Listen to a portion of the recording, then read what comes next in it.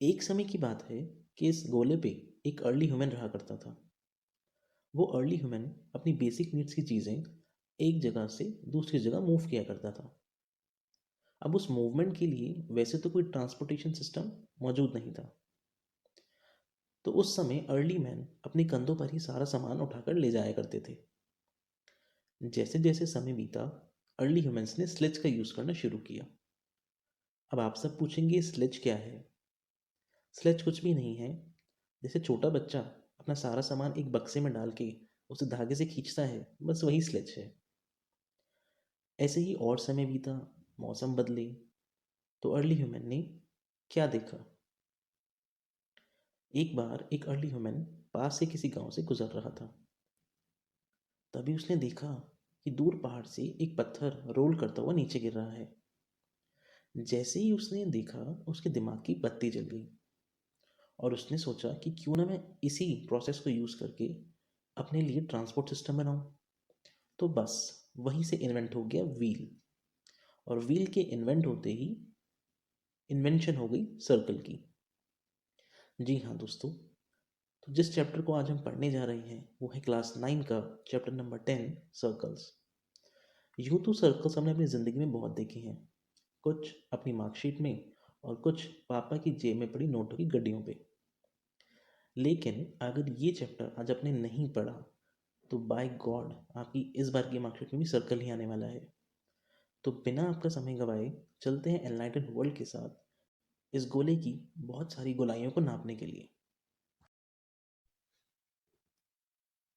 अब इस मज़ेदार कहानी को सुनने के बाद आइए समझते हैं कि सर्कल किसे कहते हैं और हम कैसे एक सर्कल को डिफाइन कर सकते हैं। आपकी स्क्रीन पे दो डेफिनेशन शो हो रही होंगी, first definition and second definition. ये दोनों डेफिनेशन बहुत कॉमन है और ये दोनों डेफिनेशन आपको एनसीईआरटी की बुक्स या किसी भी अदर पब्लिशर की बुक या ऑनलाइन प्लेटफॉर्म्स पे देखने को मिलेंगी। और इनको समझने के बाद आप सर्कल की अपनी खुद की एक नई डेफिनेशन भी बना सकते हैं। तो फर्स्ट डेफिनेशन कहती है a circle is a round 2D plane figure whose boundary consists of points equidistant from a fixed point। अब कुछ शब्द समझते हैं जो इस डेफिनेशन में यूज़ किए गए हैं। पहला है इक्विडिस्टेंस, नाम से ही पता चल रहा है कि इक्वल डिस्टेंस पे। देन आता है 2D, that is two dimensional, which means आपको किसी भी ऑब्जेक्ट की, फॉर एग्जाम्पल आप पेपर ले लीजिए, आप उसमें सिर्फ उसकी लेंथ और विड्थ ही मेजर कर सकते हैं, उसकी हाइट का पता नहीं चलेगा। तो ऐसे ऑब्जेक्ट्स जिनकी हाइट ना पता चले या जिनकी दो डायमेंशन के अलावा थर्ड डायमेंशन पता ना चले, उन्हें हम टू डायमेंशनल ऑब्जेक्ट्स या फिगर कहते हैं। तो सर्कल भी एक टू डायमेंशनल फिगर है, अभी जानेंगे कैसे, क्योंकि आप उसकी सिर्फ विड्थ और लेंथ ही मेजर कर सकते हैं। इसके बाद यहाँ पे एक वर्ड लिखा है प्लेन। अब ये एयरप्लेन नहीं है। इस प्लेन का मतलब है फ्लैट सरफेस। फॉर एग्जांपल आपकी फ़ोन की स्क्रीन या फिर एक पेपर या फिर जिस टेबल पे अभी आप पढ़ रहे होंगे उसका अपर सरफेस, वो सब फ्लैट सरफेस है, तो वो एक प्लेन है। अब सबसे लास्ट वर्ड देखिए फिक्स्ड पॉइंट। यहीं से डेफिनेशन हम शुरू करते हैं समझना। तो इस डेफिनेशन ने कहा है कि मान लीजिए आपके पास एक प्लेन सरफेस है।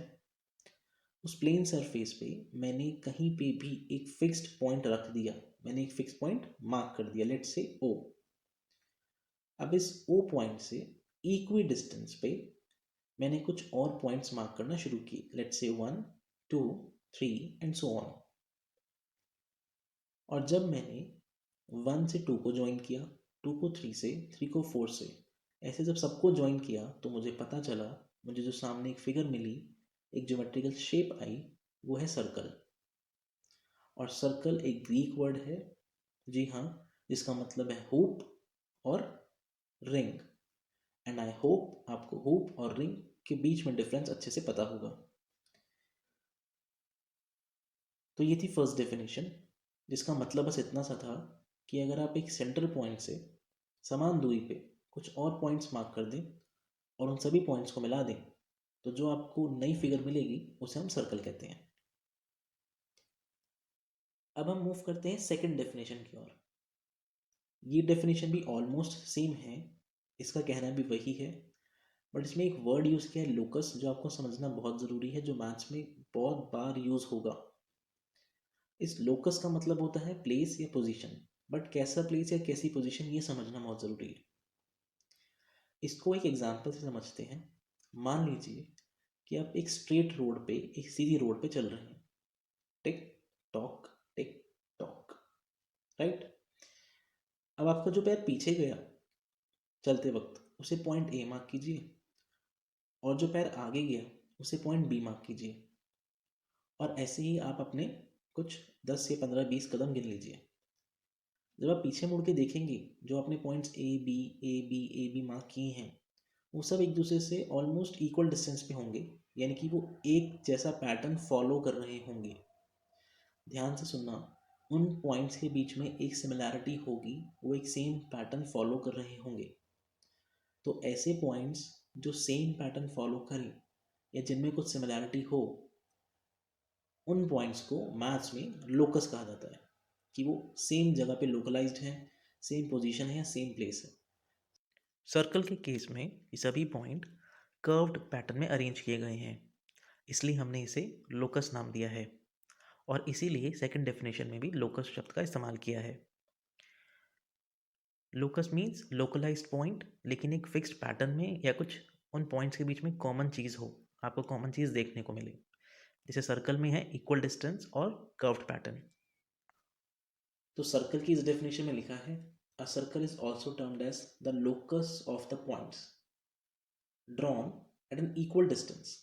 लोकस ऑफ द पॉइंट मतलब ऐसे लोकलाइज्ड पॉइंट जो कि इक्वल डिस्टेंस पर ड्रॉ किए गए हैं फ्रॉम द सेंटर। वही डेफिनेशन फिर से रिपीट, बट वर्ड्स चेंज, कि एक सेंटर से समान दूरी पर कुछ पॉइंट्स ड्रॉ किए हैं जो एक पैटर्न फॉलो करते हैं। सर्कल के केस में पैटर्न है कर्व्ड पाथ, और जब हम उन्हें ज्वाइन कर देंगे तो हमें मिलेगा एक सर्कल, एक राउंड फिगर। आई होप आपको ये डेफिनेशन अच्छे से समझ आई होगी, इनके वर्ड्स अच्छे से समझ आए होंगे। अगर आपको अच्छे से समझ में आया तो अपनी एक अच्छी सी डेफिनेशन खुद से क्रिएट कीजिए और हमें कमेंट बॉक्स में ज़रूर बताइए। और ऐसे ही अच्छी वीडियोस देखने के लिए, जानने के लिए जुड़े रहिएगा हमारे साथ एनलाइटन वर्ल्ड के साथ।